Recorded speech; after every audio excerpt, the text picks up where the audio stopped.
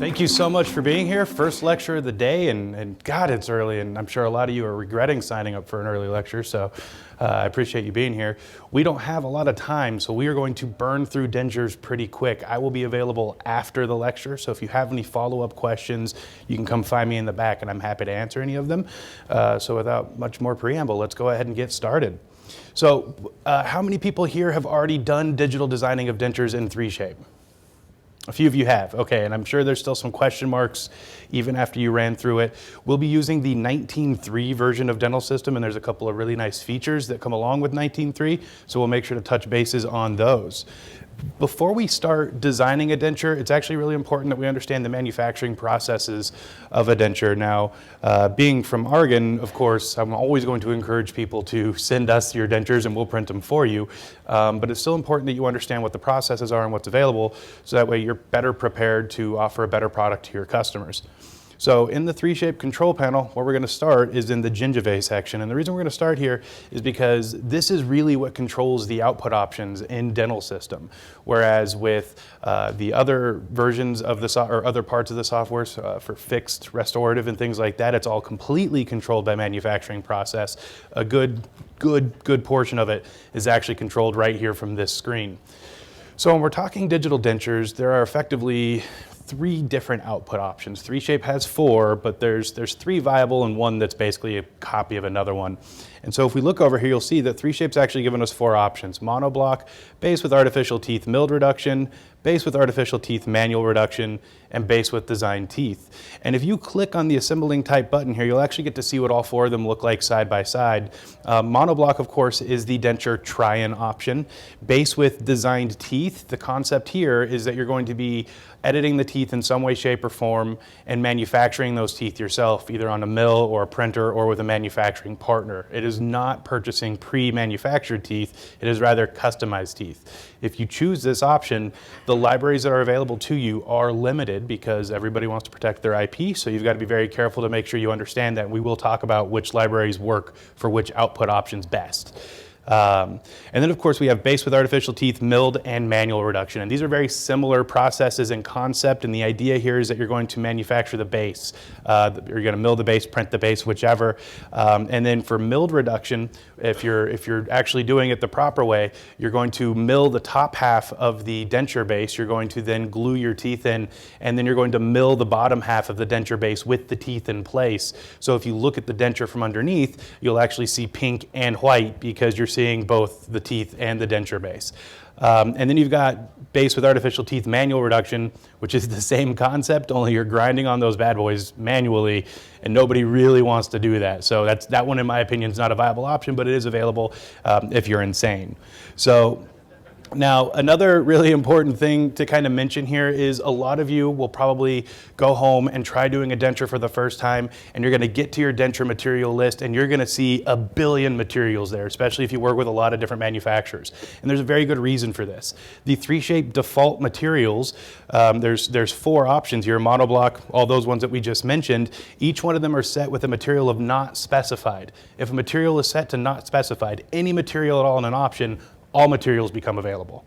So you want to come in here and take the 4 3Shape default options and set them to something. If you're not working with a manufacturer, the material itself really doesn't matter. You can set it to just straight zircon. It's not going to have a negative impact on your denture design. But you want to set them to something so that way you're not having to dig through your titanium material selections for your dentures and things like that. And that rule is universal. So if you have that issue in any other part of your 3Shape software, you can actually take a look at the settings, and if you see anything set to not specified, that's why. So those are kind of your denture base options, and we're going to get into the settings as we go into the design, so we're not going to spend a whole lot of time focusing on those. And again, of course, I do encourage you, if you haven't done a denture yet, or if you don't have the stuff, partner with a manufacturing center like Argen. We're happy to make a part for you so you can see what it looks like and see if it's a workflow that works for you. Also, we've already set up the material file, so it is a little bit easier to kind of dive in and see if you even like those manufacturing processes. The next thing we're going to talk about here is artificial teeth, because artificial teeth are the settings that work for dentures specifically, even though we all make artificial teeth for a living. 3Shape specifically is calling denture teeth artificial teeth. And these have basically two functions in dental system. And the biggest function, of course, is this is what you're selecting in the order form when you're setting up a denture. And again, the same rule applies for the material. You must pick a material for the 3Shape defaults, or else you're going to see everything in there. And the reason I wanted to come over here just real quick is you'll see there's some stuff that we do during the design that you may want to change the defaults on. And if you want to change the defaults, this is the section you go. We're not going to focus on changing any of them. As a matter of fact, if we tried talking about what some of these settings did right now, it wouldn't make any sense because we don't have any reference points. So we're not going to spend any more time in here, but just be aware that this is where you can go to change certain things. Now, the other thing you need to do before starting dentures is you need to make sure you have denture teeth libraries. Your standard 3Shape libraries are not available for dentures. That's a really important thing to note. Now, there's certain tips and tricks and really advanced wizardry that you can do to start to make those available, but honestly, it's not worth the hassle, especially if you're just getting started. So instead, we recommend you download some of the default options that 3Shape offers as libraries. And so if you come over to your control panel to the download center, there's a section in the download center called Download Libraries. Now this takes a second to load, but effectively what you're going to have here is you're going to have any enabled libraries that are available on your dongle show up here. And there's a lot of different libraries in here. Some of them are crown libraries, some of them are denture libraries, some of them are abutment libraries. It all kind of depends on what you've got enabled on your dongle. But the most important stuff here is that, for instance, I've got Quint, Paula, and Nobella denture libraries already available, and what outputs they allow you to do will change, and we're going to talk about that in just a moment. And you also have the Fab Smiles for Dentures library. So if you've ever purchased the Fab Smiles book, or if you work with your doctors on smile design or anything like that, you can actually make dentures that match smile design as well. So it's very useful information to have. When you're ready to do this, if you want to move forward with any of these libraries, you'll just check the box, click import. It will take a few minutes. If you're downloading the Fab Smiles for Dentures library, it's half a gig. So I don't recommend downloading that one in the middle of the day. Maybe go home, start the download, go home and come in the next day and then finish up the process. It's very straightforward. You check a box, you click import, and then suddenly it stops importing and you're all done. So it's very, very quick. So that's what we're going to talk about in the control panel. Now, if we're going to talk about those denture libraries, 3Shape was kind enough to provide me with this slide, and these are the default libraries that 3Shape has made available to you on their system. And what you're seeing here is, what types of outputs that the various libraries allow, and it does change from one to the next.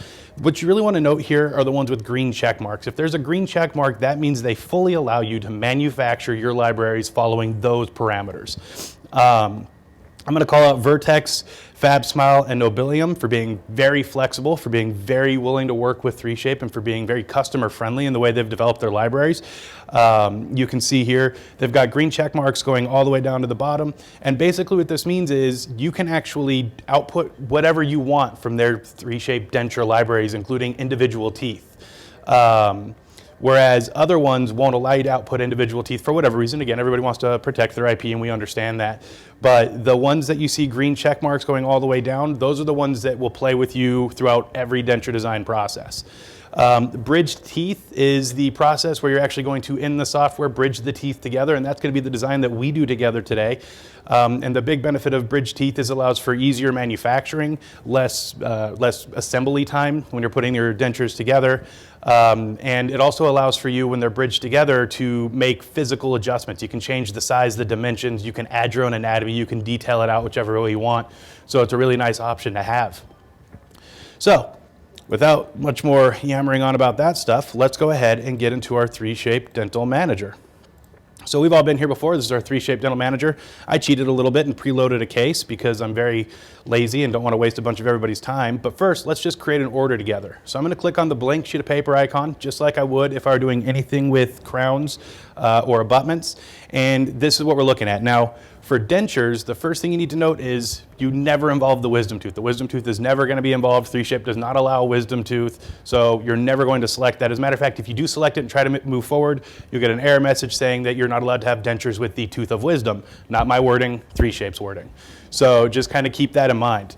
And a nice little trick is if you click on the first tooth in an arch, hold your shift key on your keyboard and click on the last tooth in an arch, it will actually select all the teeth in between, just making it a little bit quicker because it can be very frustrating when you're clicking on individual teeth. If you click on the background somewhere, it deselects and you have to start the whole process over. So again, click the first tooth, hold shift, click the last tooth, And you can do that with both the upper and the lower arch at the same time without having to do one and then the other. And then I'm going to select gingiva. Now, I've set mine up to default to Argen's denture material, so I don't have to dig through that long list. I wanted to have a somewhat realistic experience without the hassle. So, but you can see here, every material in my dental system is available here, including gold alloys and things like that, which will never be used for a denture. So just be aware of that. And when you're selecting the Argen denture, we've got basically three options. We've got a monoblock, we've got an assembled, and we've got an unassembled denture. A monoblock, again, is a try-in. And then if you're going to do something that is not a try-in, we do have multiple shade options for the gingiva. So I'll pick light pink. It doesn't really matter for purpose what we're doing. I'm just showing you what you can do. Now again, if you're not working with Argen, those selections are not mandatory, right? If you are working with Argen, we need that information so we can properly manufacture your part. But if you're doing this back at home and you don't select the shade, not a big deal. Now that I've done that, I'm then going to come up here and I'm going to click on anatomy. And the reason I start with gingiva is because if you click gingiva before anything else, it selects a denture base automatically. That's the assumption that the software makes. Then if you select anatomy, it makes the assumption that what you want is denture teeth. So it defaults to the correct option, which is the sixth one in the list, which is artificial teeth. If you don't go in that order, it won't automatically select the correct things, and then you'll have to kind of go in there and kind of jigger it in to get it to work. So you want to be very aware that that's usually the best way to do it. And then of course, because I'm working with a manufacturer, I will need to pick a shade just so I can make sure I get back something that is what I'm looking for. Now, if you're on dental system 18 or older, you are very limited as to what you can do starting at this point. If you're on dental system 2018 or older, you can come over here, you can select all the teeth in an arch, and you can bridge them in one bridge, and that's it. You only get one bridge option for them. And that doesn't sound bad until you realize that there's got to be a path of insertion for that bridge, and that path of insertion has to not open up your gingiva and leave giant gaps and things like that. So it's not an excellent option if you're doing dentures. As a matter of fact, if you're really interested in doing dentures and you're not on 2019, I strongly recommend you reach out to your reseller and you strongly consider the 2019 software. I personally think it's perfectly fine software. I've got very few issues with it. It's nothing like 2015, so if you're not on 2019, I do recommend that if you're genuinely considering moving forward with this. Because on 2019, I can come over here and select my bridges separately. So I'm going to do one for each side of the mouth and one for my anterior teeth, and I'm going to do that on both the upper and the lower arches. Now, the type of connector that it chooses and all that fun stuff doesn't really matter because we're going to be modifying that in the design software. All that matters is that we say that these teeth are bridged together. And then, of course, because I'm working with a manufacturer, I'm going to fill out the manufacturer's required fields. And now I'm ready to move forward. I'll give everybody just a second to take their photos. All right. So I'm going to say OK. Now, normally this is where I'd go to the scanning. We don't have a lot of time, so it's important to note that the scanning process is actually not very dissimilar from the frame or from the fixed scanning process, right? It'll have you scan an upper. It'll have you scan a lower. The big difference here is that it does have you do a wax rim scan, and the wax rim scan is going to replace what would be your bite scan for fixed design. And the big difference, I would say, is that your bite scan never actually gets used in the design software for crowns, but your wax rim scan 100% gets used in your denture design. It helps you determine your occlusal plane. It also gives you an idea of where the lip is, so you know what you're trying to support when you're designing your denture, which is very important.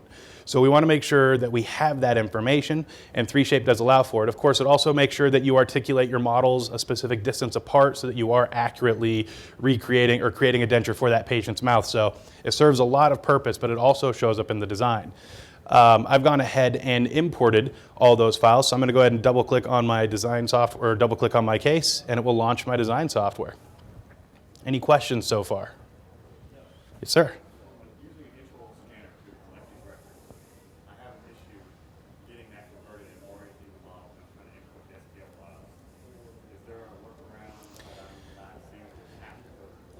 So right now, my personal preference is to go through the lab with an impression.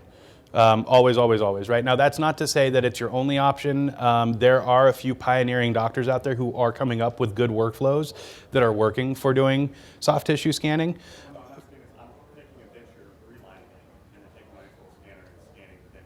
Oh, there's in 2019 has a copy denture option.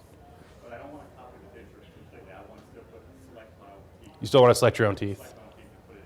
That's an option as well. There's an option where you, if you're doing the realign, you can actually just use your denture in place of your wax rim, and then you can use that for your occlusal scan and everything like that. I guess what I'm having issues with when I'm importing it, like creating a model from that scan. It's like, do you have that issue at all? I wouldn't recommend making a model from the scan, unless you set it up as an impression scan and you call it, like, you treat it like a functional impression. In which case, then you can scan the intaglio surface of the denture and it will treat it as though you did an impression scan, but that's really going to be your best option for that. Yeah. Good question, though. That was not one I was expecting, so it was fantastic. All right, so I've got my design software up and loaded, and this first screen is going to look a little bit different depending on who you're working with, which manufacturing or manufacturers you're working with. This is the default look. If you're working with Ivoclar, they have kind of a special thing, so it might look a little bit different. I would be lying if I said I'm an expert in anything that Ivoclar does, so I would recommend talking to them if you're planning on using their system. And the first thing it wants us to do is determine an occlusal plane. And this is actually very straightforward. It's very simple. You're going to place one point over here in the back of the mouth on one side, right on where you've scored it or where you would have your occlusal plane. You're going to place one right here where your midline would be. And I recommend actually scoring your midline on your model. It does make it easier to kind of see where it is, or at least on your wax rim. I would also recommend scoring your model where you want your canines. And you notice that my occlusal plane came out kind of funky. Can anybody tell me why that might have happened? I did my third click. I attempted to move a dot in the middle of placing dots, and it doesn't allow you to do that. You have to place all your dots before making any modifications to where things are. Luckily, I've got a nice little reset button here, and then I can try again. And there you go. Now it's defined my occlusion plane, my occlusal plane. From here, I'll usually turn off my lower model and I'll just kind of make sure things are lined up. Now, we want to make sure it lines up pretty nicely with where the occlusal plane is determined by the bite rim. However, before I do that, I want to make sure my circle's kind of in the right spot, just to make sure everything's nice and center. So I'm going to look at it from above. I'm going to click on this blue disc, and I'm just going to drag my teeth forward until I see them kind of touching my wax rim a little bit. It's okay if they're poking out a little bit. This was just going to help the software later on determine where to place the teeth to begin with. So we're just giving it a little bit of guidance. And now that we have them about where we want them to be, I'll make sure that I've got my midline in a correct spot. And if I'm satisfied with my midline and all that, then I'll come around and I'll make sure that my occlusal plane is lined up. You can grab your red handles to adjust the angle. Of course, that'll change depending on where you're looking at it from. And you can grab your blue handle to adjust the height. And of course, if you look at it from above, you can even rotate your occlusal plane. Although, if you place your points accurately in that first step, you should have to do very little rotation right here. So I'm actually very satisfied with where this came out, so I'm going to click Next. And now it wants me to define my characteristic points. And I'm going to turn off the texture just so it looks a little bit easier.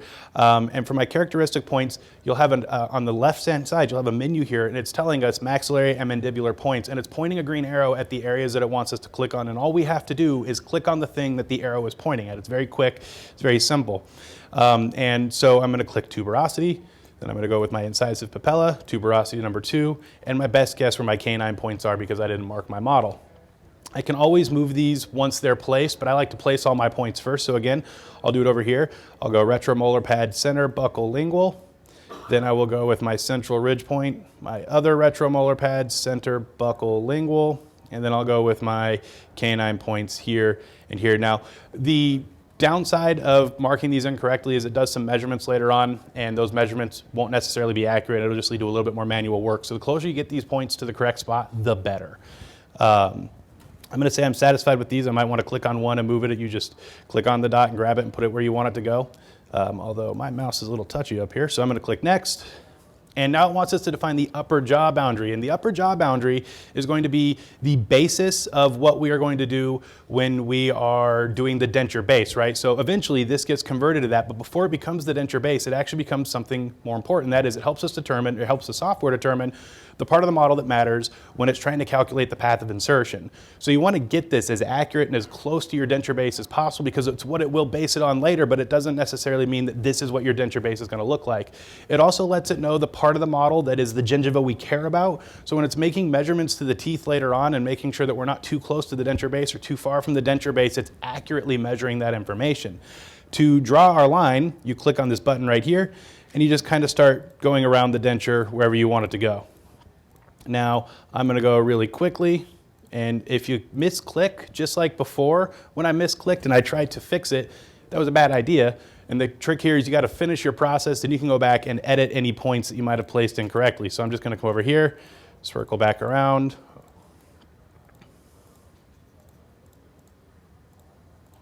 This is the most exciting part of the lecture, I promise. And then you're going to click on your original dot, and it'll complete the circle. From here, you have the ability to right-click on the line, and you can choose a lot of different things, including fast edit line, which makes it now so that instead of dragging dots, you're able to draw. That's really entirely dependent on how comfortable you are with a mouse. If you're not very good with the mouse, or if you're not very comfortable with the mouse, I don't recommend doing it. If you've got one of our fancy Cintiqs and you can hand draw pretty well, maybe that's a better option for you. Otherwise, I prefer to keep it with my points on because I can drag my points where I need them to go for my denture base, right? So I can come over here and start to make whatever adjustments I need to make this as accurate as possible. Now, this is usually the point where people start wanting to know, hey, what about if I need a post-am or anything like that? And there's a few schools of thought here. One school of thought is digital dentures actually fit better and you don't really need a post-am. Most people are dubious and don't trust that claim.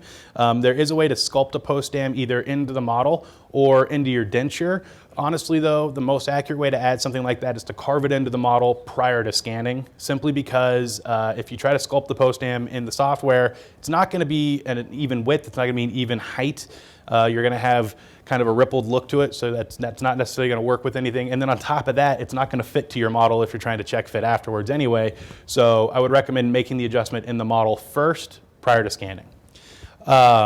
And I'm going to move this point because it went to the wrong spot. You also have the ability to right-click on a dot and say remove point, so you don't have to deal with that specific point if you don't want to. And you could right-click on the line and say add point, but that's about as exciting as this gets. So we're going to move forward just in the interest of time.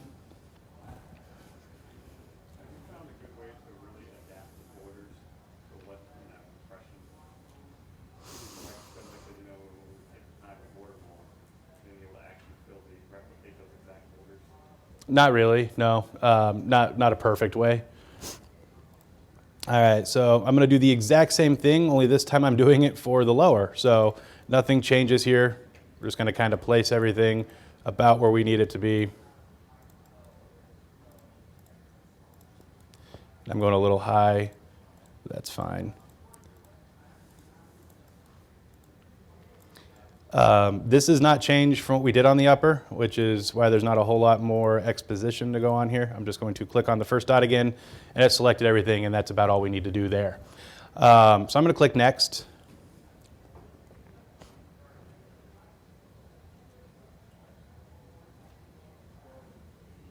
And now it's giving us a path of insertion step. So this path of insertion is what 3Shape's recommending based on path of insertion. And what it's going to do is it's going to offer to block out undercuts based on that path of insertion. Now I know different labs have different approaches to the way they want to manufacture dentures. But what I will tell you is if you don't block out undercuts in your lab and you don't want to block out undercuts in the software, just keep in mind that there's a chance that can cause problems for manufacturing. On a milled part, if you've got a steep enough undercut, the burr won't be able to get into to make that part. And on a printed part, if you've got enough undercut, it will have to build support, meaning that the intaglio surface of the denture is no longer going to be 100% accurate. So undercut removal is more necessary digitally than it is manually. So if you don't do it manually, consider it digitally. But there's a few things you want to talk about here. Did you have a question? Okay. There's a few. Yes, sir.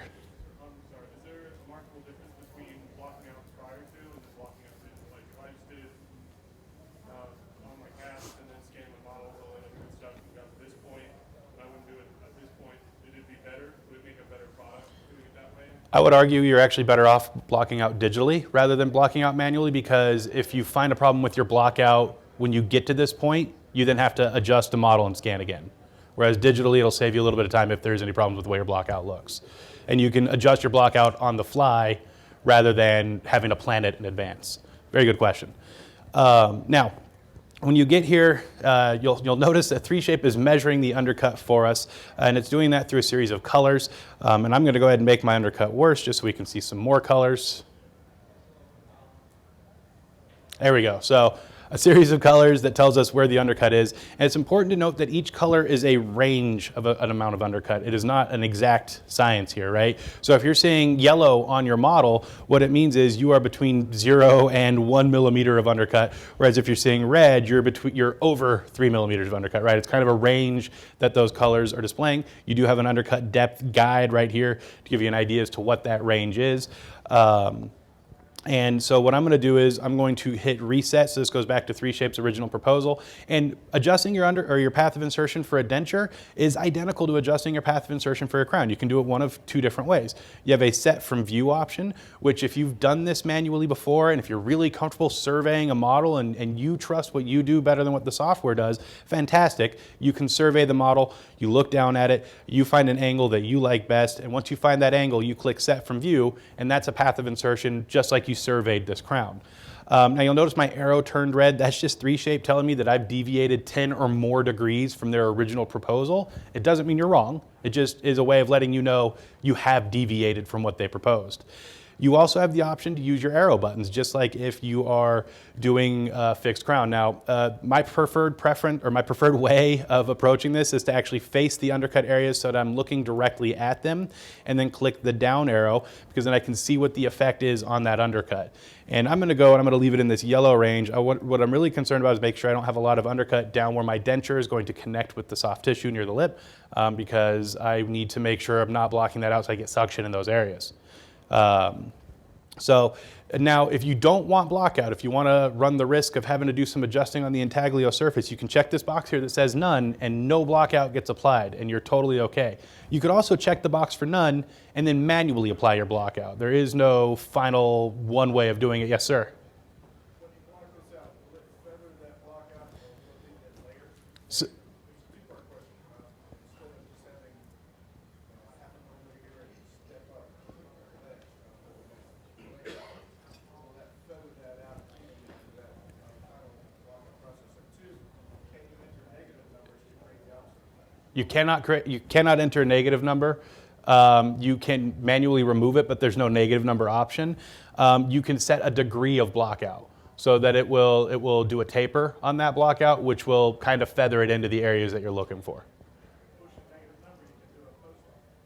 Yeah, no, it's not a bad idea, but it's not available. Because you're not, at this point, you're not structurally changing the model, you're adding wax to a model. Yeah. So I'm going to say that this is the blockout I'm looking for. I'm going to click next. It's going to take a second to calculate what that blockout's going to look like, and this is what it gives me. And then if you've ever designed a fixed crown in 3Shape, it's your add and remove tools. It's very straightforward, it's very simple, right? So I've got my add tool, but the important thing to note here, and a lot of people aren't comfortable with this concept yet, is whichever one you select, you're going to have a number down here. And whatever the number is in this box, it is a restrictive number. It restricts how much material you can add or how much material you can remove. If you've only got 0.8 millimeters of blockout, and that number says 0.8 millimeters, and you're trying to remove blockout, nothing is gonna happen, right? It only will remove blockout if you have more than 0.8 millimeters in that area. So for instance, over here, you can see it did some blockout removal and then it stopped because now my blockout is 0.8 millimeters thick in that spot, which gives you a little bit of control over how much blockout you want in specific areas. That can be a bit of a problem if you're not aware that it happens, especially if you say you want to clear out this area. You'll notice it won't let me remove the blockout in that area specifically where I want it. So I would actually have to crank this down to 0, meaning that I can put it at minimum setting. Unfortunately, you can't put that number at a negative. I saw your brain working. But you can come over here and block out that way, but you have to be aware that you need to manually change those numbers, right? Same thing with add, and my preference here is later on 3Shape gives you the ability to draw a line around an area that maybe you just did an extraction for the patient or something like that and you want a little bit of a relief zone. I prefer to manually add my relief zone here. So whatever you would do for a relief zone, however much space you'd want there, for me I'd go with 0.15 millimeters. I set that number in that box and I find the area that I want that relief zone and I just add the wax myself. The reason I do that at this step and not later on is because later on you do it through what's known as a spline, which are all those little 3D circles and lines that you kind of put on your margins and everything like that. And the more splines you have on your model, the longer it takes the software to calculate what you're trying to accomplish. And when it adds a spline for this, all it does is throw some wax block out there. So you can save the software a little bit of time, save yourself a little bit of time by just manually slapping some block out on right now. and you'll save yourself 30 seconds or a minute of processing time sometimes. So it can be very helpful to take the time to do it here. Otherwise, this is a very straightforward step. I'm gonna click next. It's gonna have me do the exact same thing for the lower, only for the lower, I'm gonna hit the box for none, right? I'm gonna tell it, don't give me any block out. And when I go next, you see it doesn't start with any block out, and then I could choose to add however much block out I want in the areas that I want it. So if ultimately you still want to engage those undercuts, if you're worried, this is another way of approaching it. You can come over here and you can say, well, I know this is somewhere around 1 millimeter. I'm just going to block it out so it's a little bit less, right? So that it's not as hard of an undercut, it's not as extreme of an undercut, and I'm going to increase the manufacturability of this part. So you've got options there, and it's all about playing with it and getting comfortable with it and kind of experimenting and seeing what works for you. So I'm going to go next. And finally, we're at the part of this that we can maybe call design, right? So far we've mostly just rambled on, and we're actually doing very good on time. So let's talk our libraries that are available to us. First and foremost, you're gonna have a couple of little arrows here. If you click on little arrows, it changes the visibility or how much space you have to look at things. If you click this arrow, it hides the whole menu altogether. And we're gonna then look at our providers, and you can see that for me, I've currently got 3 providers: Fabulous Smiles, Nobelium, Nobelident, and Vertex Dental. And I chose those 3 because all those 3 allow me to output everything, right? So I'm never gonna really have any problems. Now the way I set mine up is I set it up as 3 bridges, but if I had set it up as single teeth, I could still output these libraries, which is a big differentiator against the other ones. So kind of just keep that in mind. Now I'm gonna go ahead and select Vertex Dental for this one, because I think Vertex Dental actually did a really good job setting up their library, and they set it up the way that 3Shape intended the library to be set up. And the first thing you'll notice is when you select your provider, it kind of jumps over to what their teeth look like. And then right here, where it says tapering, I've got these little arrows, and I can actually swap between shapes of teeth, right? What am I looking for? Am I looking for a triangular crown? Am I looking for a square crown, a circular, or an ovoid crown? Whatever you're trying to accomplish, whatever you're trying to create for the patient, you want to start there, and you're always going to start with the shape of the teeth you're going to work with, and then work down into the library. So after you determine which one you want, I'm going to go with ovoid for this patient. You're then going to click on this drop down, and it gives you, they're all an identical library. They're all the same shape of teeth. What this does is change the size of the teeth, right? So you can see right here is a measurement of your teeth based off of, what the width of the straight 6 is, what the buccal lingual width is, and what the length of the centrals are. And so that's what these numbers represent here: 41, 7.6, and 9. So whichever you select, you're going to always start with your upper teeth for a lot of reasons, most of them obvious, and then your lower library is always going to be selectable based on what you selected for your uppers.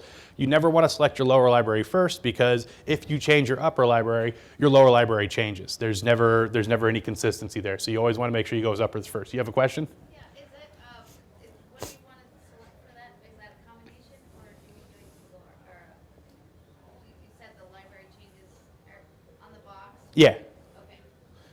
Down here? Yeah, no, on the other side, there's this combination or single. We'll talk about that in a minute. Yeah. You're on the right track, but you're a little ahead. So the idea here is that you don't want to try to mess with anything. When it's saying use combination chart, it's actually just kind of showing us what our options are. And then use single posterior library means your left and your right side will mimic each other. That's really what that is. And then show full arch libraries would actually limit how it decreases what's visible depending on how they've set up their libraries. What we're talking about specifically is if I say picked Quint AL11 and then I came over here and changed to a different upper library, AL11 might not have been available. AL11 might have gone away. It might not have been compatible with the upper library that I chose. Does that make sense? So you always want to go with your upper teeth first for that purpose. And then after you're done doing that, you can look at your posteriors. And again, the manufacturers have different options. If you look at the Colzer library, they've got 2 posterior libraries in here. If you're looking at the Vertex ones, they've only got 1 posterior library in here. There's no reason to cycle through them. They're identical.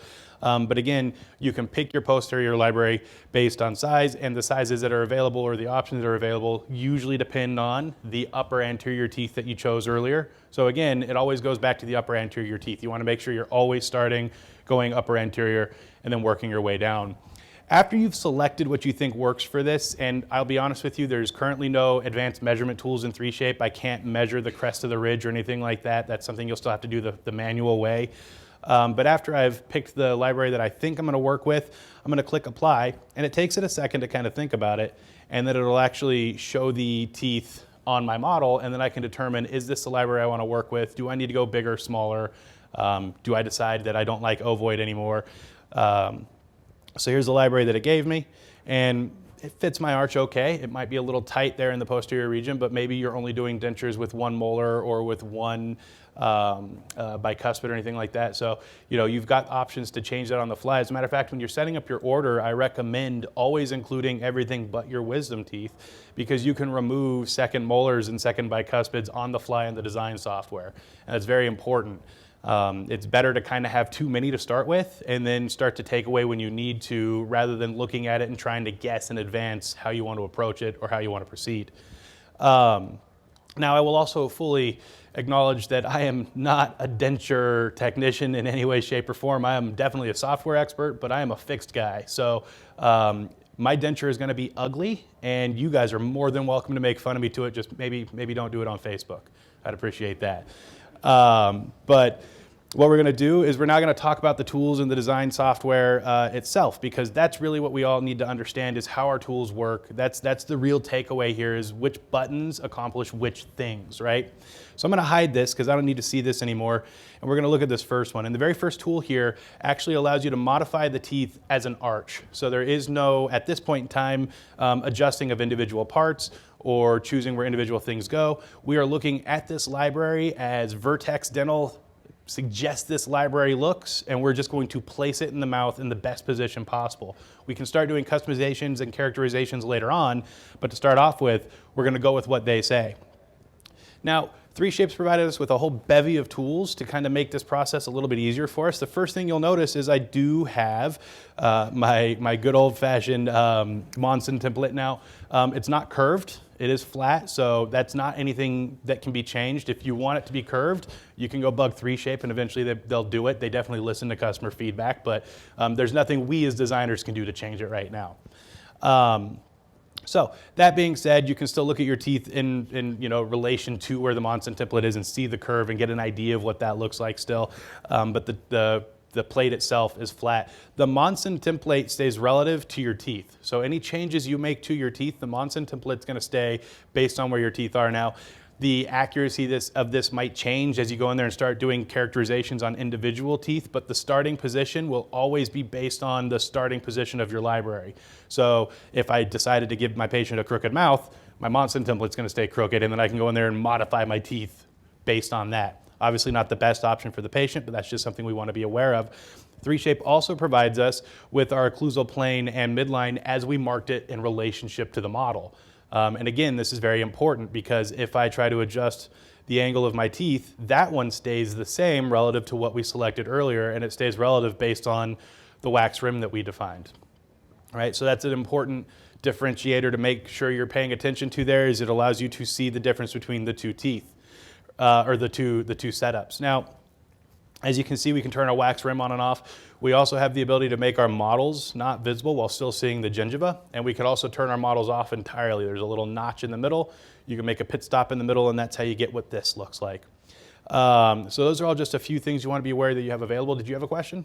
Yeah, real quick, those red lines that are coming over the base. Yes. Is that where you place those custom points? That's where I place my cuspid points. Yeah, and it is trying to follow the central ridge here. It's doing its best, but it doesn't give us a measurement of it. It just follows it to give you an idea of where the central ridge is. But had I had marked my points incorrectly, then it places those in the wrong spot. So it's there strictly to give you guidance on the design, right? You want an idea of where your canines intersect with your crest of the ridge and things like that. And so that's what it's providing you, is just guidance on that information. So that's why those points are important, but not necessarily mandatory, right? Like if you get them in the wrong spot, but you're a 35-year denture technician, odds are you could probably eyeball it without any real issues, right? So, but it's always nice to have that guidance there and make life a little bit easier for yourself. So that's that first tool, and that first tool is very straightforward. It works very much like my arc transform or my full mouth or my global. There we go. My global transformation tool in fixed, right? It lets you rotate. It lets you click on the teeth directly and position them where you want them to go. You can do whatever you need to do here. The thing that's different here and is one of the big difference makers between what you'll see in the fixed software is that dentures give you these blue handles, which you don't see in the fixed software. And the blue handles allow you to move stuff laterally, either straight side to side, back and forth. So if you're fine with where your midline is and you don't necessarily want to change the height of where your occlusal plane is right now, you can shift the whole thing backwards and forwards or side to side, right? If you look at it from a different angle, you can do it in a different direction or up and down without worrying about getting it a little misaligned. Yes, sir. Can that system consider online data or is it just there? So I have my virtual articulator, and my virtual articulator is available to me. And if you actually have a doctor that'll give you your condyle data, you can plug that in and use that to go through virtual excursives. Yeah. For initial placement, we're not paying too much attention to it, but eventually we will go through virtual articulator because we want to make sure we're occluding properly in excursives. So going back over to our tools, the next two tools we have here are virtually identical. It's manual arrangement, and the other one is called arch setup. And they function almost identically. There's a couple of key differences between them, and I'm going to highlight those. The biggest thing to note, though, is that if I use manual arrangement, I can do some really stupid stuff, and it just lets me do it, right? It just lets my teeth float off in the middle of space. It doesn't care. It might glitch out when I try to generate a denture base, but it doesn't care right now. Whereas if I were to have done the same thing using my arch setup tool will recalculate and try to close contacts and kind of move and try to shift where the teeth are to see if it can't get me better occlusion. It tries to be smarter than me, effectively. Now, when I make massive sweeping changes, it's not nearly as dramatic, but you did notice it adjusted my arch every single time I made an adjustment. I'll do one more here. I'll grab this side right here, and you can see it thinks, and then it recalculates and tries to close contacts and close the bite. It's not perfect. But it does its best to kind of do those things. That's the biggest difference between them functionally. Otherwise, for the most part, other than a couple of small little tweaks, they do work very much the same way. So I'm going to bring on my wax rim here and make sure my teeth are placed about where I want them to go. I'm going to go for maybe bringing them back a little bit and maybe adjusting my angle a little bit. And then I'll start adjusting my uppers and lowers individually, but I'm just giving myself a reasonable starting position. And then we'll move on to these tools. So, turn off or keep my wax rim on semi-transparent. Let's actually talk about these tools functionally because what they do is kind of interesting. First and foremost, they each have a checkbox. Both of them give me the option to check the box for symmetric design or for show overlaps. And if I check the box for symmetric design, what it means is if I try to make an adjustment to say one tooth, it will make the same adjustment to my contralateral tooth. You see how, by the way, force those contacts closed. That's because I used the first tool there. But it tries to keep the changes that you're making identical from one side of the arch to the other. Symmetric design is very useful for initial setup, right? But then if you want to go in there and start doing some small characterizations, you turn it off. But that's a good starting position. Whereas same thing with this tool. If I check the box for symmetric design and make an adjustment to one tooth, the other tooth will follow, only this one doesn't force close my contacts. That's the difference. Now, both tools work very much like your transformation tool, which we do actually have access to, except they don't resize, they don't skew anything. They're meant for position and rotation, and that's it. There's no adjusting the incisal width. There's no changing, how the root structure looks of the part or anything like that. You're strictly moving what exists already. So if I come over here, you'll notice I get red and blue handles. The red handles, as always, will do rotations. The blue handles will always do lateral movements depending on the direction that it's looking at. That doesn't change from what we did earlier to what we're doing right now. What is interesting, though, is that what you're seeing is if I select a tooth and then I look at it from the side, you're noticing I'm going to get giant red handles now. And the giant red handles are the first thing where this is maybe a little bit foreign to us, but it's actually pretty straightforward. If I grab it by the giant red handle, it adjusts my front six, right? All 6 of them will rotate. And another interesting thing, another important thing to note about the red handles that a lot of people don't realize is the handle that you use does matter, right? If you point your mouse at a handle, you'll notice that a little red dot appears somewhere. And that little red dot is your anchor point. So if I grab a handle on my incisal edge, it's actually anchoring the tooth near the cervical, meaning that my cervical is my anchor point. I'm mostly adjusting the incisal edge. If I were to grab the dot from the front, then it kind of goes from that similar area. If I grab the dot at the bottom, then it's actually changing the gingival position of my tooth and anchoring on my incisal edge. That's really important. It's going to save you a lot of frustration to kind of be aware that there's a difference between the handles that you grab, because you're not always trying to make the same change on every tooth. So, and the same thing works for the giant dots, by the way, is if you grab the ones closer to the cervical, it will anchor on the incisal edge. And if you grab the ones from the incisal edge, it will definitely anchor on the cervical. So just kind of keep that in mind. Any questions so far about those, what we've seen there? Okay. So the next thing I want to point out is that both tools have the option to show overlaps. And when you turn it on, what it's going to do is it's going to measure an overbite and an overjet based on what's going on with our central and the nearest point to that central. So that's what this measurement is. You can see that if I came over here and on the fly made an adjustment to the position of this tooth, it'll recalculate as I'm doing it. It'll give me a measurement of my overjet and my overbite as I'm making the adjustment, so that you can actually have a better understanding of what that length is while you're doing it, rather than having to do it and then measure it and then do it and then measure it. You can get the measurement on the fly while you're doing it, which is very helpful. So again, the next thing we're going to talk about is functionally these tools are kind of picky with what they'll change, right? So if I want to work with just a single tooth using either tool, I need to just click once on it, wait for my handles to load, and then I can start making my changes. And that's an important thing to note, because if I didn't wait and I just clicked and started moving, it tries to treat it like an arch movement, right? They start moving them together. You're kind of adjusting all your teeth at once. And that's because I just clicked and went. I didn't click and pause. And there's nothing wrong with that. There's a use for this. It's not functional. It's just you need to be aware of why that happens, because a lot of people get frustrated with this because they try to do that, and this is the quitting point for a lot of people, is they can't get these tools to work. So it's good to be familiar with what these functions are. Now, it's also really important to be familiar with your F1 key on your keyboard. Raise your hand if you ever use your F1 key. Okay, a couple of people. Everything I know, I learned from hitting the F1 key. So you guys are all wasting your time with me today. You could just go home and read the user manual and know all of this already.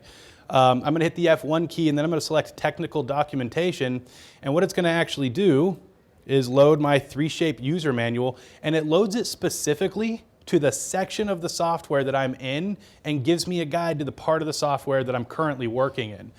So all this stuff that I'm covering, we're covering it because you need to be aware that you have these options, but you're definitely not going to remember. You're going to go to 19 more lectures. You're going to learn 1,000 more things. So especially because this is the first lecture and it's 9 a.m. and I'm seeing more coffee than not out there.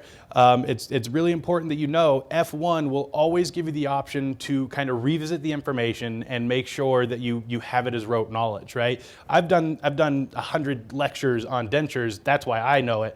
But it's because I'm doing it. I'm hands-on and I'm messing around with the software. So I can't stress enough how important it is for you folks to get that same experience and to check your help manual whenever you need to.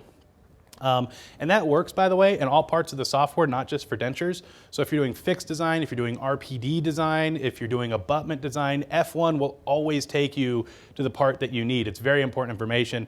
And since we're here, just real quick, as a pit stop, your help document is going to be broken basically into 3 effective sections, 4 if you count the appendix. The first section is how do I create, and that one is restoration specific. So if you jump in there to the how do I create section, it'll tell you how to create an order for specific restoration type, how to scan that specific restoration type, and the tools for design that will be available to you if they're different for that specific restoration type. That's the how do I create section. The next one here is how do I use, and that one's more software specific, right? If you dig in, you can figure out how do I use my scanning software in general, or how do I use my dental manager, right? As you kind of dig in, it's more geared towards the specific software that you're working with, not necessarily a specific restoration. And then the third section here is how do I configure, which is all control panel mumbo jumbo that doesn't make sense to most people, including myself. So just kind of keep that in mind. And then Appendix B is an appendix that I recommend everybody get themselves comfortable with, because Appendix B is a list of every single keyboard shortcut for every single part of the design software in 3Shape Dental System. So if you want to be a fast designer and an efficient designer, these are very helpful. Now, your help document altogether is about 800 pages, so don't print it. Also, there's videos on it, and fun fact, videos don't print properly. So you don't really want to print the whole thing, but if you do want to print anything, you definitely want to print the 3Shape user manual. So we're going to jump back over to our denture design software, and we're going to come back over here. And now, so far, everything we've talked about is anterior tooth movement, but posterior tooth movement with these tools is a little bit different, because I came over here and clicked on a molar and tried to move it. Nothing happens. By default, people think that this means that I can't use this tool to move molars, or to move my posterior teeth, but the reality is you have to click on your first buy to be able to move your posterior teeth, because you're moving your posterior teeth as a group. This tool never moves individual posterior teeth. It's a very important distinction to make. But I can come over here and I can move them as a group, or if I want to, I can actually look at my model from above, and I can now click on the backmost molar to change the angle of them as a group, right? So you can kind of adjust where they are, again, on the crest of the ridge to make sure they're in the right spot. You can also bring in your wax rim and see how much you're making the patient chew on their cheek, which is maybe vital information for dentures, right?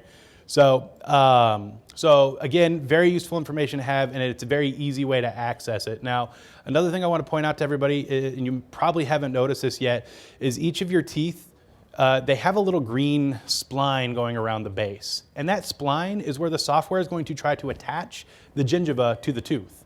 That's, again, a very important thing to note, because the software wants you to have 2 millimeters between this line and the tissue. Now, if you don't have 2 millimeters, all it does is throw an error message, but the error message isn't an error, it's more of a warning, and it's just like, hey, you're really close to the denture base. Do you want to ignore me and keep going, or do you want to fix it? Those are the options that you're given, right? So you can choose to ignore it and move forward. It will still adapt the teeth. It might just mean that your connection from your teeth to your denture base might not actually have very deep pockets, which means whichever you're using to glue or light cure in may not take perfect hold, right? So you want to be aware of those things, and that's the only situation in which you need to be concerned. 2 millimeters is a pretty aggressive number. I think really all you need in the teeth pockets is about 0.8 millimeters, depending on the material you're using to kind of affix your teeth. So, you know, kind of keep that in mind, but it's just giving you a little bit of room to play, because really, not only do you need space for the tooth pockets, but you also need the minimum thickness for the denture base, which could be, you know, 1.5 millimeters in that area, depending, again, on the manufacturing process you're following. So now all of a sudden 2 millimeters is a little bit more reasonable. So just kind of keep that in mind whenever you're going through denture design. So where these two tools start to differ, again, is if I look at them from below. Let me turn my model off. If I look at them from below, and I use my first tool here, and I just grab one of my anterior teeth, you'll notice it actually shows me the curve of the arch that I'm designing based on how I'm doing this, and it keeps them in pretty uniform shape to each other, right? If I were to try to do the same thing with my free movement tool, it just moves the whole arch and it doesn't care about the curve of the arch, right? So again, that's about the difference between these tools. Otherwise, they're very similar in function. Any questions about the differences between the tools? Beautiful, I love it. So, next we're going to talk about our individual transformation. Now, the options that are available for your individual setup is what it's called in dentures.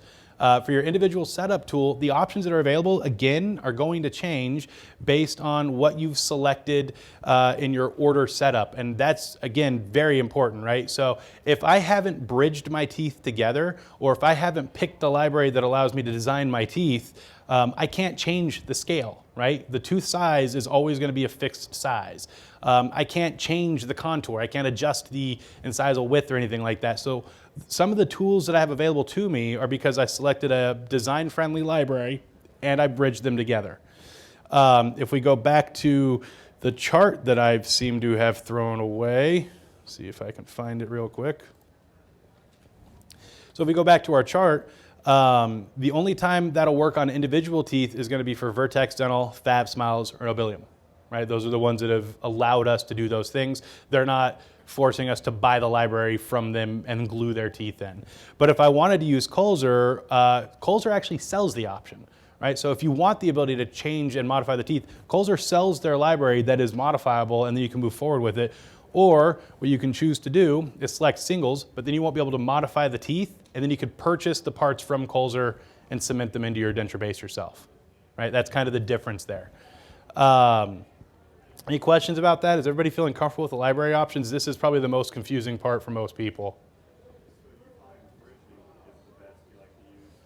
I prefer bridging. First of all, I'm partial because I work at Argen. And so we as a manufacturer would prefer them coming in bridged. Simply put, it is the workflow that we kind of worked our whole process around, right?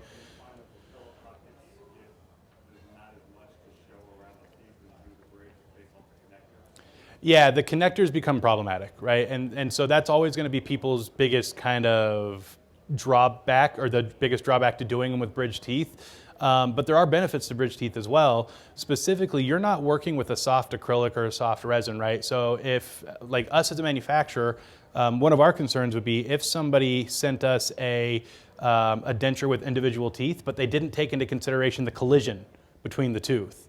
As a policy, we don't modify the files people have sent to us, and we don't modify the parts that people have sent to us beyond removing sprues, right? So if we go to kind of glue in two individual teeth, but people didn't pay attention to how heavy the collisions were on them, we can't do it, and we have to then contact the customer, right? So there's drawbacks to doing individual teeth from a manufacturing standpoint for us, right? But again, if you're doing your own manufacturing, and you're prepared to maybe have to, touch it with a burr on the interproximals a couple of times, there's no reason why you should avoid using singles. They would be a little bit more aesthetically pleasing. Yeah. But that's about it. But that does require preparation to adjust them and make modifications after the fact. So this is a very good question. Anybody else have any questions about the library options? Beautiful. There are other libraries, by the way, in 3Shape, not just the ones we're looking at. We're just looking at the ones that are most friendly to most people. If you go to that same list I showed you earlier and scroll down, you might see your manufacturer there, and you could reach out to them and talk to them and see what the options are for their library. All right, jumping back over here. So if I come over here and look at my individual setup tool, this is very much my individual transformation tool from Fixed Design. So again, I can click on a tooth directly and drag it and place it where I want it to go, and it just stays there in space. You'll also notice that now I can start to modify individual posterior teeth. Same thing with individual anterior teeth. I can start to do whatever I want to do for characterization reasons. You do still have an option for symmetric design. That's very important. You can keep symmetric design turned on and make sure that both sides of the arch are identical, which is awesome, right? So keep that in mind. But I want to highlight something very interesting about the posterior library, and that is that if you have ever done a fixed crown design, you'll notice that you've seen your green handles, you've seen your yellow handles, and you've seen your red handles, right? Your red handles rotate. We in denture have seen our blue handles. They move self-laterally. And of course, you can click on the tooth directly and drag it where you want it to go. The yellow handles allow you to adjust the occlusal width, and that's where, if you have them bridged together, you're starting to have a little bit more control over what's going on. Now, the interesting handle here, the handle that you haven't seen before, is this pink one, because this pink handle is actually a pivot point that pivots on the working cusp for that tooth, and that's where this gets really interesting. Am I running late?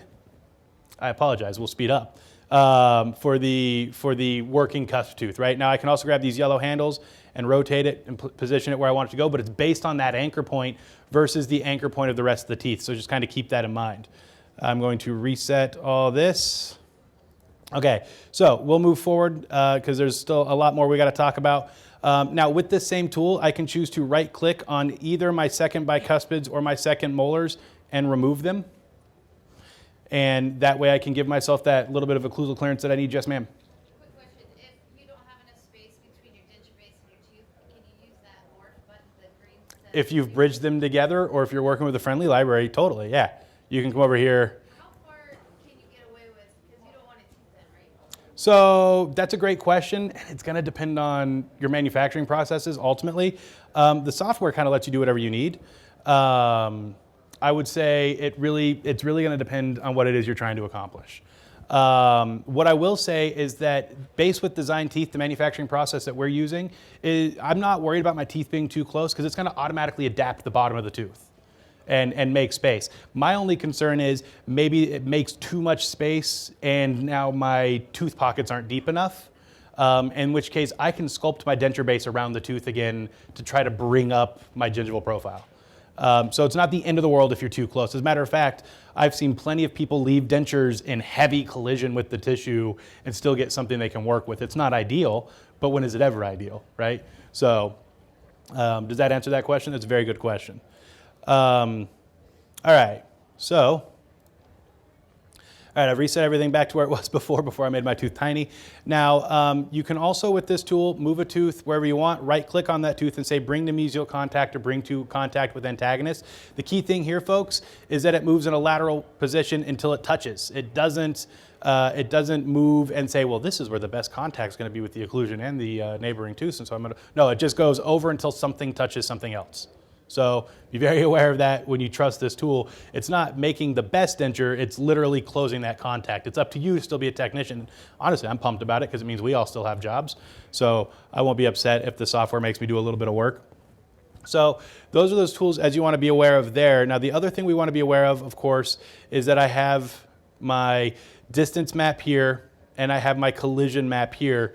And both these are really important. If I have green check marks, that means nothing's touching anything anywhere. Green check marks technically mean you're good to go.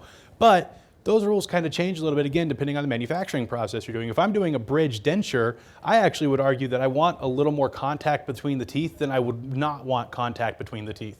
And the reason is more contact between the teeth means less massive connectors, right? So I can start to kind of sculpt them and shape my teeth a little bit so that my emergence profiles, they look a little more realistic once it starts to add connectors to the base, right? So that's very important.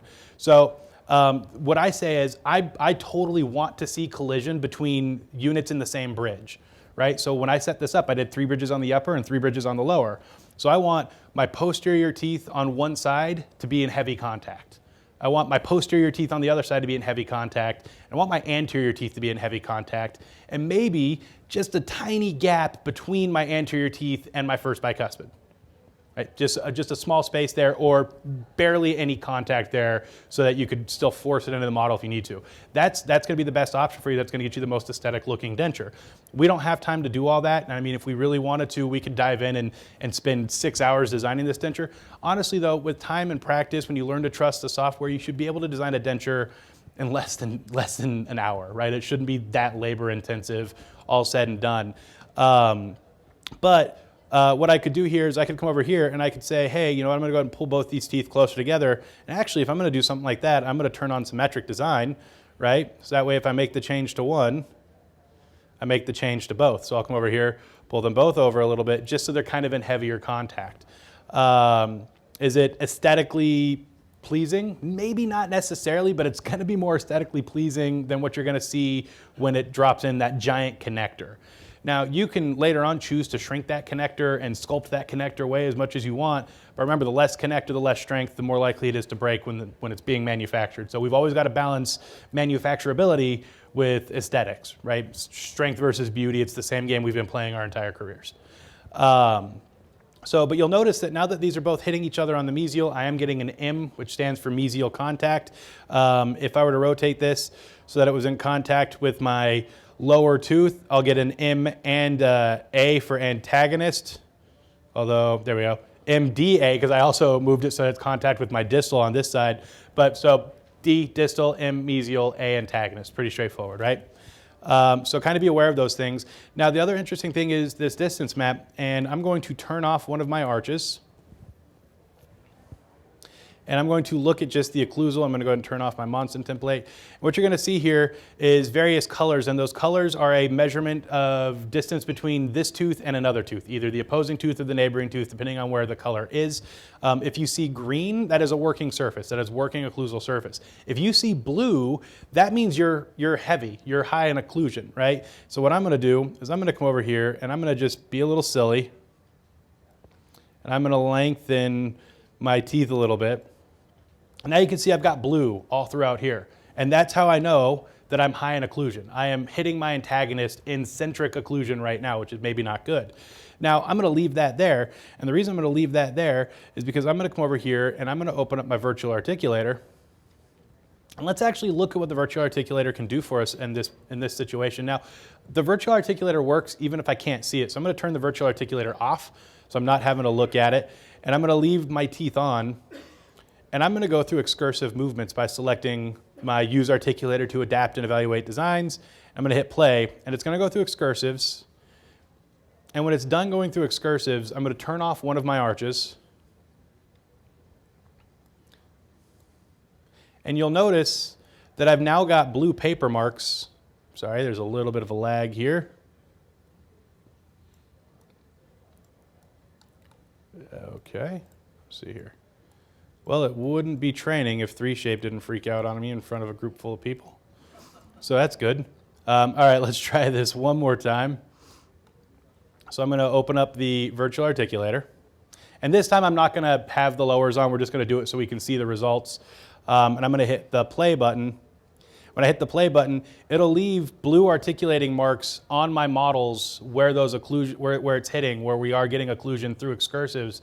And I can look at this and go, hey, you know what? I'm getting contact on this cusp tip on my molar, but I'm getting nothing on my bicuspids, and I'm getting really heavy contact on my anterior incisal edges. I need to come in here and start making some adjustments, right? So I can come over here, grab my morph tool, and we already know that we're high over in this area, right? And I could drop that area down. I could take this area out of occlusion, and I would use my morph tool for stuff like that. And the morph tool is my favorite tool in 3Shape. I could talk for an hour and a half on just the morph tool. You would all be asleep by now. But the key thing to remember with the morph tool is if you hold the control key, when you're in the occlusal area, it brings up your orthogonal morph, which is your black arrow tool, right? Now, regardless of the direction the orthogonal morph is pointing, you're always going to click and hold and move your mouse up to make things thicker or increase the volume, and down to make things thinner. The arrows are pointing left and right, up and down still, always up and down, right? So I'm going to click and hold, and I'm going to come down a little bit, and it's going to adjust my occlusal table so that it's not as high in occlusion. And I can make a couple of adjustments, and it's recalculating. Now you'll notice that I'm still seeing my original paper marks, but the blue from my distance measurement that we did earlier is starting to go away, right? So now that I've made those adjustments, and I could do the same thing on the other side, but I'm not going to, I can go through excursives again. And this time I'll get a different result because I've modified the occlusion, right? Now that part that was holding open the bite, maybe preventing contact everywhere else, is now, well, low because it's all high on the other side, right? And so I would need to have dropped it down on both sides. Let's go ahead and do that real quick.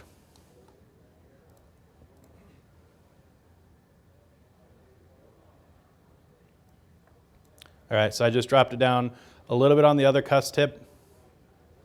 And let's see if that gave us a more positive occlusion.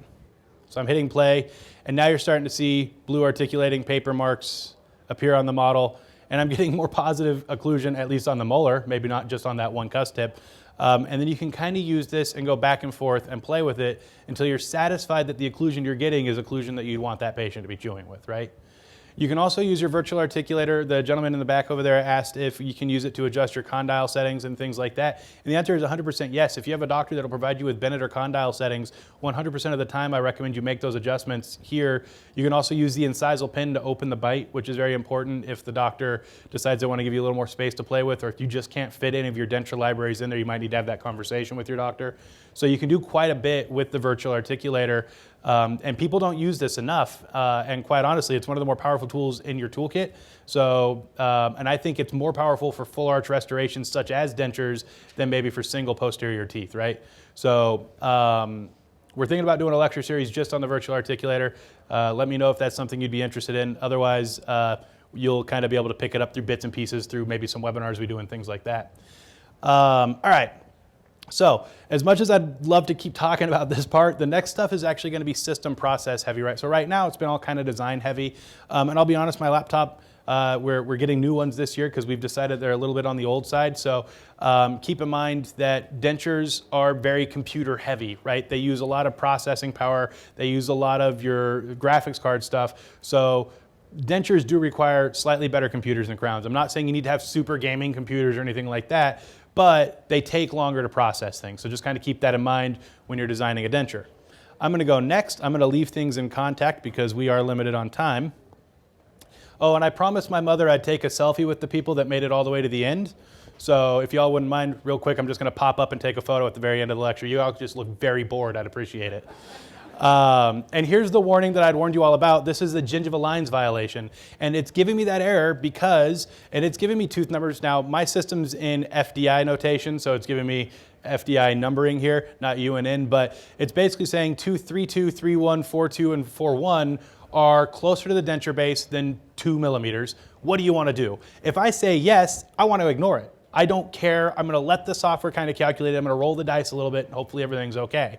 If I say no, that means I'm going to fix it myself because I don't want the software to make unilateral decisions for me.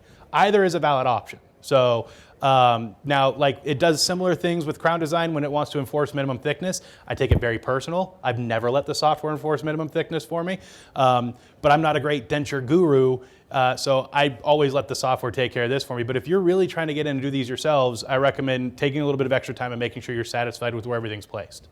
And if you're in a situation where you just can't deal with it, then you can move forward. So I'm going to hit yes. And the next thing it's going to do is it's going to generate my denture base based on the lines that we drew earlier. Now, those lines earlier were there to help us determine a path of insertion and to help it calculate that error message that we just got. But now, whatever we do here ultimately is going to be the denture base. And that's a big difference, right? It's going to generate the whole thing from this.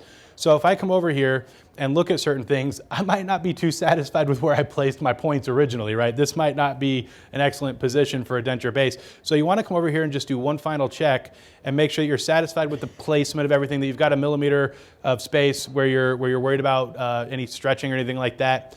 And then you're going to look over here and you'll see it gives you a base thickness and a relief number. That relief number, 0.15, is that thing that I did earlier when I added wax manually, right? If I wanted the software to do it, I'd click this button and I'd just draw a circle and then the software will add wax in that area. So obviously I take pride in doing it myself. I'm gonna right click and delete that spline and it goes away forever. But that's if you forgot to do it or if you want it to be much more precise than maybe what you can do by dropping some wax on there, that's gonna be the option that allows you to add just a little bit of relief zone to if you extracted a tooth or anything like that, which we didn't go into it in the lecture today, but you can extract a tooth for an immediate denture in the 3Shape software. So it's in this very first step up here. If you've seen it and fixed, you'll have access to it. If not, you can come ask me afterwards and we'll talk about it. You also have the ability to add a window into your denture if you want one. So there's a few situations that you might want to do something like that, but for the most part, you're probably not going to be putting too many windows in your denture. And when I mean window, I quite literally mean an empty space on like the palatal or something like that, where there is no material. So that's an option that 3Shape gives us access to. And then there's this drill compensation option, and this is very important. I've got drill compensation turned off for two reasons. One, drill compensation takes it much longer to calculate. Just, it has to think harder. Two, all my materials are printed materials, so I don't need drill compensation, right? But if you're gonna mill your dentures out of the denture base, we have a denture base, other people have denture bases. If you're going to mill this from a denture base, you definitely want to apply drill compensation. And that drill compensation right now gets applied to the intaglio surface of your denture, right? So it looks at the entire intaglio surface and it calculates and it says, where can I not fit a burr of X size? And then it adds a little bit of space. Does everybody know what drill compensation is? Everybody, we're all pretty good? It's just extra gap space. If a mill burr wouldn't fit in an area, it just puts a little bit of extra space so that milling burr can fit. I'm gonna hit preview and let it generate my denture base. Now it's going to generate it with a base thickness of 0.15 millimeters just by default. You can change that number. Depending on what you're trying to accomplish, there's nothing wrong with going a little bit lower, especially if you're manufacturing it yourself and you're familiar with what your drawbacks could or could not be. Almost done here. Like I said, this is the part that usually takes the longest because it's mostly just the computer thinking while I sit up here and look beautiful. Thank you.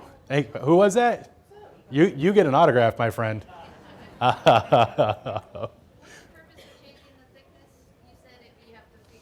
So if you're working with manufacturer, obviously we have kind of a desired thickness that we want things to be at. But if you're printing yourself, you're going to experiment. You're going to want to experiment, right? You're going to work with patients that aren't always going to give you the kind of space where you need it, where you can put in a 1.5 millimeter thick denture base on both upper and lower.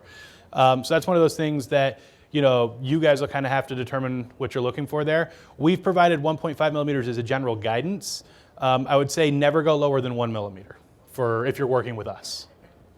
As kind of a rule of thumb there. And this is the denture base as 3Shape generated it based on where my teeth are placed, which my teeth are not placed in the best position, so it's not giving us the most accurate representation of a denture base.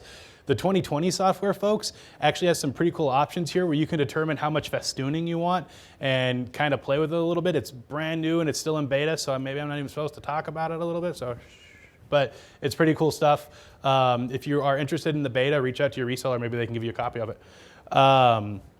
So that's my denture base as it generated it on the upper. It's going to do the exact same thing on the lower, so I'm just going to click next, let it do its thing.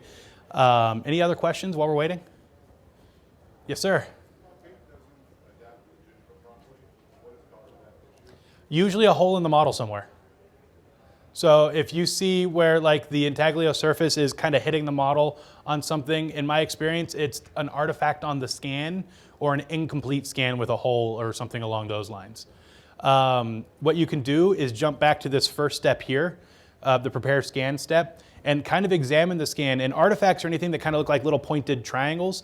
And there's a remove artifacts tool. I don't recommend using smooth because smooth will adapt too much of your material, but there's a remove artifacts tool. Go in there and any of the little artifacts that you see, kind of paint them, hit play, and that might fix your problem. That's usually what causes problems like that. That's a very good question. And thank you for giving me something to fill the time with. Okay, so now that we've done that, it now wants us to look at the connectors, and it's going to have us do connectors for each bridge that we've created. So technically speaking, I have 6 sets of connectors that I need to create here, which is quite a few connectors. We're going to focus on just the ones on the upper, and I'm going to actually go with the ones on my upper anterior teeth because those are going to be the ones that are most dramatic. Now remember, I took a little bit of time, not a lot of time, but a little bit of time to make sure that my centrals were in collision with each other to decrease the size of my connectors, right? But I didn't do it with any of my other teeth. And so I'm going to hit preview here, and I'll tell you right now that right off the bat, they're still going to be pretty big connectors, right?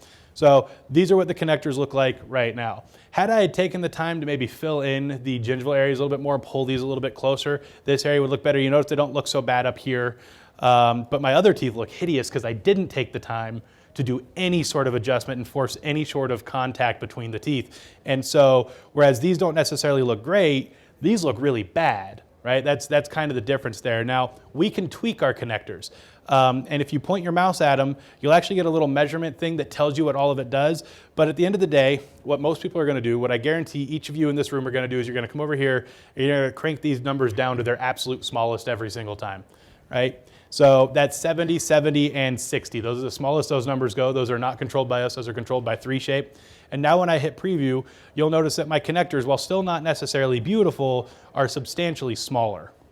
And they're not as bad. Now we are now given the option, if you've bridged your teeth together, to sculpt your teeth, right? So after I've done that on each one, I can go to sculpt anatomy. And what a lot of labs will do here is they'll grab the remove material tool and they'll kind of come in here and try to open this up a little bit. Not a lot, because you're also going to get a chance to design your denture base as well, so you don't want to overdo it here because you're going to change the shape and the look of your anatomy. But this is the first time you get a chance to make it so that those aren't so massive. And you'll notice that what I did here looks rather hideous, and that's because I'm using a really small brush at a kind of high strength. And what you'll notice is you get better aesthetic results if you use a brush that's a little bit bigger than what you're trying to accomplish, but with a lower circle. I'm going to go to the minimum strength for my circle, or my strength, and I'll come over here, and you'll notice that it's giving me kind of a nice even thing. Maybe minimum strength is a little too low, so I'm going to crank that up to 15. And you can see it is removing that material, but it's not doing it in a ridiculously over-fast way so that it looks just a little bit more aesthetically pleasing. I'll do a before and after because it was very snail pace. So just to kind of give you an idea. So there is a difference there. When you do it at a lower setting, you do get a better result. Also keep in mind when you're using your wax knife tools, constant motion, folks. You can do constant motion, you can do constant clicks, but you can't just click and hold, right? A lot of people try to get that to work and it just doesn't. So keep that in mind. Other than that, you have a pretty standard array of your sculpting tools, just now things are bridged together. What you want to be aware of though is the area between these two teeth. If you have too much contact, you will have trouble getting your parts to fit into your denture base, right? Like we talked about earlier, the gentleman up front, you have to adjust the contacts until you can get them to seat. Not all manufacturers will do that for you. Not all manufacturers are comfortable making the decisions for you on stuff like that.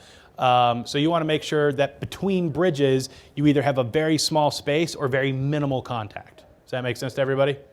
I'm going to go ahead and do something I just said we don't want to do. I'm going to leave them heavy. I'm going to leave them heavy because it will generate an error later on that I just want to talk about. So other than that, not a lot to talk about here, other than you do still have your plane cut tool, and your plane cut tool will let you chop things off if you need to, although do that with a grain of salt. Next is Sculpt Denture Base, and it's the exact same tools, only now we're able to modify our denture base itself. And there's actually some pretty cool stuff you can do here that maybe you can't even do with a real, with an analog denture. One of the things you can do here is make the denture base semi-transparent. Grab your wax knife tool and actually sculpt over the patient's existing palatal anatomy. And by sculpting over it, you might be able to help replicate a little bit more on your denture what the patient's used to having when they're not wearing their denture. Just to kind of give you an idea. You can see it kind of starts to match up a little bit, which is a really nice, quick, and easy way of doing it. We sell a thing called a Cintiq, and normally I tell people it's not strictly necessary for most design work, but for stuff like this, if you really want to get kind of crazy, it is pressure sensitive. And so the benefit of that is the harder you push, the more material it adds or removes, and the softer you push, the less material it adds or removes. So rather than having to click, click, click, check, click, click, click, you might be able to actually fade things in or out a little bit better. It's one of the few times I'd actually recommend something like that, although it is still in no way, shape, or form strictly necessary to get good results here. But it is an option for you. You can also use this again to kind of start festooning out your dentures, giving yourselves more bone ridge, kind of making them look a little bit more realistic in the gingival area, right? Because this doesn't look necessarily great. You can use your add tool to start kind of cleaning things up or giving yourself a more bone ridge. But we've only got a few more minutes and we still need to talk coupling mechanism, which is maybe the more important conversation. So earlier when we were talking about bridging things together, I mentioned the path of insertion for the teeth into the denture base, right? And why it's important to be able to do 3 bridges versus 1 bridge. And it's because of this step here. So if I make my denture base transparent, you'll notice that I'm getting these little blue skirts around my teeth. And these blue skirts are the path of insertion that tooth is going to take into the denture base for when it's affixed or attached or whatever, right? And so if I make my denture base visible and hit preview, the path of insertion that I just had for this tooth, that's by the way, it's yelling at me because I had collision between those 2 teeth. That's what this error message is for. When I had the bridge, where I had the 2 separate parts of the bridge and I made them hit each other, that's why it's yelling at me. It's saying like, hey, you've got a physics problem here. Do you want to, and it's not stopping us. It's just saying you're trying to defy the laws of physics. So we're just going to say okay, and it's going to point to me where the issue is, but otherwise it did what I need it to do, right? So if I turn my denture base back off, you can see it kind of adapted them, and it adapted them quite nicely. The problem is if you're trying to do a full arch across the whole thing, what you're going to end up with is a path of insertion on one side. Sometimes it might look overtly to one side, and that's where you start to get error message about the coupling mechanisms not working, or you'll start to see large gaps in the denture base for where the base of your tooth was trying to come in and out. It's for reasons like that, if nothing else, you want to upgrade to 2019. So everybody comfortable with that concept? All right, so I'm going to come over here. I'm going to make it a little bit more reasonable. Now there's a bunch of numbers over here, and basically coupling depth and coupling angle. The coupling depth is the length of this little blue skirt. Of higher coupling depth, longer little blue skirt. Lower coupling depth, shorter little blue skirt. If you're already really close to the model, you want a lower coupling depth number. Now that means you're going to have less mechanical retention when you're trying to get your denture teeth to sit in the base, but it also means that you're less likely to have issues with manufacturing. So it's a trade-off, right? And then coupling angle, it actually tapers it outwards a little bit at an angle from the path of insertion you've chosen. The default is 10 degrees. That usually works just fine without any issues. And then rounding radius and fillet radius will change how soft these edges are. I recommend just leaving those where they're at. Most people don't see a difference. The lower these numbers, the sharper the edges and the bigger the problem, but most settings by default are at a friendly number. I'm going to go ahead and click next. And it's going to take us to pre-manufacturing. It's going to give me my error message again. I'm just going to say yes and move on. And it wants me to do a coupling mechanism once per bridge, right? And I'm just going to keep saying yes and moving on because I left them in heavy contact. And it's going to take us to pre-manufacturing. And it's still mad at me for leaving things in contact, but then it takes us to pre-manufacturing. Now you can't change your pre-manufacturing type, but you will see minimum thickness under teeth 0.8. So what that means is when it's generating the denture base, the pockets of the teeth, it will make sure that it has at a minimum 0.8 millimeters of denture base material. It will adapt the teeth again to make sure that you've got that 0.8 minimum. It will also offer to apply drill compensation to the tooth pockets at this point. Do that at your own risk. Again, it takes time and it has to calculate. If you're not milling, it's strictly not necessary. And another fun fact here is it's applying a glue space because you do need to leave a little bit of space for whatever resin, glue, cement, however you're fixing your teeth to your denture base. You need a little bit of space to make sure that they can. Yes, sir. If you wanted to put diatoric holes, would you have done that in the last step? If I wanted to put what? Yeah, I would have done something. Drug a hole in there? Yeah, you could do something like that. The attachments tool is there, but I don't know how much I trust it. So I would do it with the morph tool and just kind of, because you don't need anything big, you just need a little bit there, right? Just a dimple, really. So your morph tool with the holding the control key to bring up the black arrow, that would be probably the best option for that. So at this point, it's just going to generate and it's going to think for a minute. I'm going to show you folks what the denture teeth look like. It's going to do the exact same thing on the lowers, which we're not going to do. And we are super short on time. I'm sure you all have other lectures you want to get to. One of the nice features about 19.3 is when you generate a cam output and you've selected any of the options that aren't monoblock, it will also give you a denture try-in option.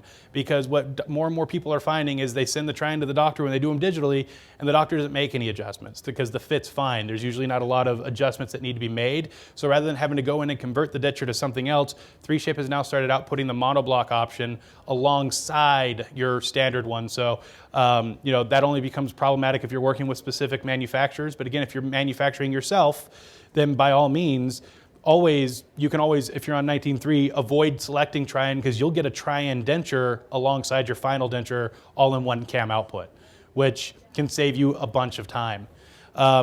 Folks, we're still waiting for the denture base to generate. I'm so sorry. I wanted to thank you all so much for coming. As a quick reminder, we do have Jack and Conrad speaking at 10:30, I think it is, on Saturday.